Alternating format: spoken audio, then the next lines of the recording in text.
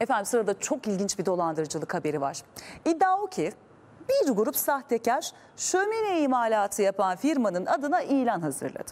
Maliyetin çok altında olan fiyatları görenler hemen ödeme yaptı, şaşırdılar. Ama siparişleri gelmeyince tuzak ortaya çıktı. İşte tanıtımlarımı kullanarak beni batırdılar diyen esnafın isyanı. Bizim birebir kendi videomuzu çalıp paylaşıyorlar. 6.000 lira görüyor, şimdi bizi de kazıkçı olarak tanıyor bu arada. Şaşkın, öfkeli, isyandaydı.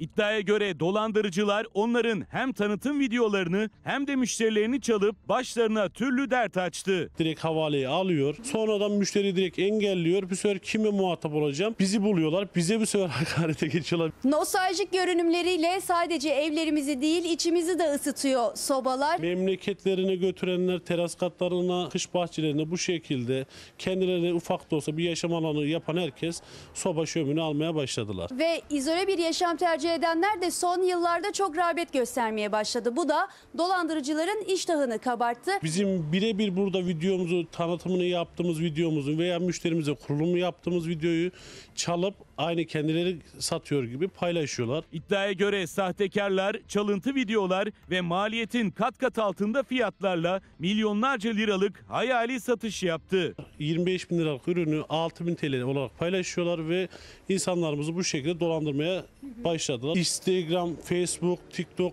her mecrada var ya. Dolandırıcılar bu yöntemle milyonlarca lira vurgun yapmaya devam ederken Habib Belpınar'ın da işleri bozulmaya başladı. Çok fazla şikayet aldı. Kötü yorumlar başladı, işte sizin hesabınızda da gördük bu videoyu. Biz ona güvenerek kaldık vesaire, bu tarz yorumlar gelmeye başladı. İş yapamaz hale gelen esnaf müşterileri aman dikkat diyerek uyardı. Bunlara inanmayın.